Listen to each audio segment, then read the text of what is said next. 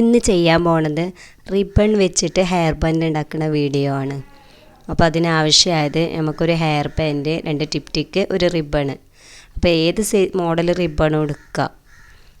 ഞാനിപ്പോൾ ഇവിടെ എടുക്കുന്നത് ഗിൽറ്റുള്ള ടൈപ്പ് റിബണാണ്. ഇതാണ്. അപ്പോൾ അതാദ്യം നമുക്ക് ഒരു 6 ഇഞ്ചിൽ കട്ട് ചെയ്യാം. അങ്ങനത്തെ 3 പീസ് എടുക്കുക. റിബൺ ഇങ്ങനെ റൂള് വാങ്ങിക്കേണ്ട ആവശ്യമില്ല. നമുക്ക് മീറ്ററിന് 5 രൂപ ആ റേറ്റേ വരുള്ളൂ. ആദ്യം തന്നെ ഒരുപാട് പൈസ കൊടുത്ത് സാധനങ്ങൾ വാങ്ങിക്കരുത്. കുറച്ച് വാങ്ങുക. ഓരോ മോഡലും ഓരോ സൈസ് അങ്ങനെ വാങ്ങിക്കുക. എന്നിട്ട് അത് ചെയ്ത് റെഡിയായി നമ്മൾ സ്റ്റാറ്റസൊക്കെ വെക്കുമ്പോൾ നമുക്ക് ഓർഡർ കിട്ടുകയാണെങ്കിൽ അപ്പോൾ നമ്മൾ കുറച്ചുകൂടെ ഓർഡറിനനുസരിച്ച് വാങ്ങുക. അല്ലാതെ ആദ്യം തന്നെ കുറേ സാധനങ്ങൾ നമ്മൾ വാങ്ങിച്ചാൽ നമുക്ക് തന്നെ നഷ്ടം വരും. അപ്പോൾ ആരും അങ്ങനെ ചെയ്യരുത്. ഇപ്പോൾ നമ്മൾ 3 പീസ് എടുത്തു. ഇനി ഇത് ഓരോ പീസും നമുക്ക് തുന്നി കൊടുക്കണം. അപ്പോൾ ഒരു അറ്റത്തുനിന്ന് തുന്നി കൊടുക്കുക. അറ്റത്തുനിന്ന് മറ്റേ അറ്റം വരെ തുന്നി കൊടുക്കുക. ഈ ഹെയർ ബാൻഡ് ചെയ്യാൻ വേണ്ടിയിട്ട് വീതി കുറഞ്ഞ റിബണാണ് നമ്മൾ ഉപയോഗിക്കുക.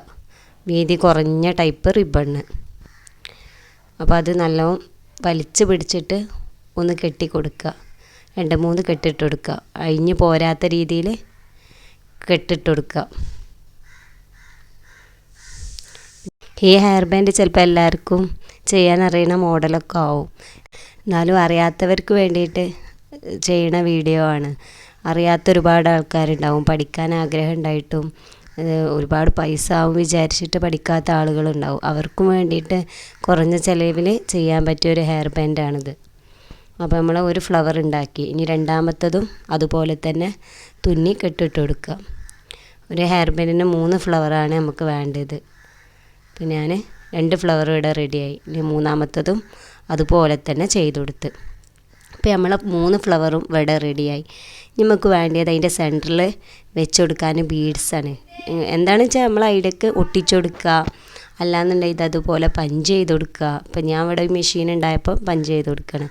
അപ്പോൾ ഈ മെഷീനെ പറ്റി കൂടുതൽ അറിയണമെന്നുണ്ടെങ്കിൽ നമ്മളെ ഈ ചാനലിലുണ്ട് വീഡിയോ. അപ്പോൾ അത് ഓരോന്നും ഞാനിതുപോലെ പഞ്ച് ചെയ്ത് കൊടുത്തു.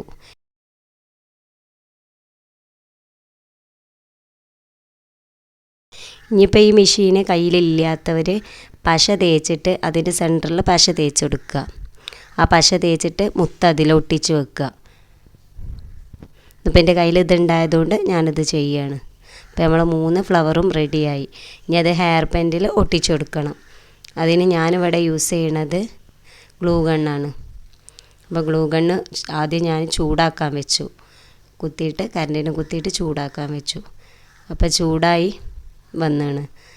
ഇനി ആ പശ സൈഡ് ഭാഗത്ത് തേച്ച് കൊടുക്കുക. നമ്മളെ ഇഷ്ടത്തിന് തേച്ച് കൊടുക്കുക. ഇതിപ്പോൾ ഞാൻ ഫ്ലവർ സൈഡിലേക്ക് വരുന്ന കോലത്തിലാണ് ഞാൻ തേച്ച് കൊടുക്കുന്നത്. പിന്നെ ഓരോ ഫ്ലവറും അതിലൊട്ടിച്ച് കൊടുക്കുക.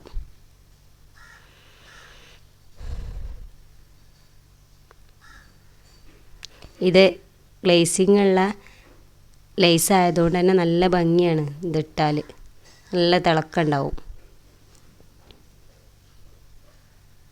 അപ്പോൾ നമ്മളെ ഹെയർ ബാൻഡ് ഇവിടെ റെഡിയായി. ഇനി നമുക്ക് ഇതിലേക്ക് ടിപ്പ് ടിക്കാണ് വേണ്ടത്.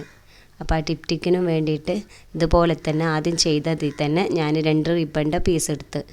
ഇനി ഓരോ പീസും ഇതുപോലത്തെ ആദ്യം ചെയ്ത പോലെ തന്നെ നമ്മൾ തുന്നി കൊടുക്കുക. അത് കെട്ടിട്ടെടുത്തു. ഇപ്പോൾ നമ്മൾ ഇനി രണ്ടാമത്തെ പീസും റെഡിയായി. ഇനി അതും നമുക്ക് ബീഡ്സ് സെൻറ്ററിൽ വെച്ചെടുക്കണം. ബീഡ്സ് തന്നെ വെക്കണം എന്നില്ല കേട്ടോ. നമുക്ക് സ്റ്റോൺ വെച്ചാലും മതി. അപ്പം ഞാൻ ബീഡ്സ് വെച്ചിട്ടാണ് ചെയ്യണത്. ഫ്രോക്കിലൊക്കെ ബീഡ്സ് വെക്കാൻ, അതുപോലെ തന്നെ ഫർദകളിലൊക്കെ വെക്കാൻ വേണ്ടിയിട്ടാണ് സാധാരണ പഞ്ചിങ് മെഷീൻ ഉപയോഗിക്കാറ്.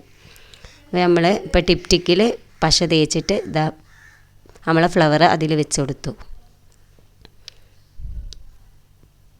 അപ്പോൾ നമ്മളെ ടിപ്പ് ടിക്കും ഹെയർ ബാൻഡും ഇവിടെ റെഡി ആയിന്. നല്ല കുഞ്ഞു മക്കൾക്കൊക്കെ യൂസ് ചെയ്യാൻ പറ്റിയ ചിലവ് കുറഞ്ഞ ഒരു ടിപ്പ് ടിക്കും ഹെയർ ബാൻഡും.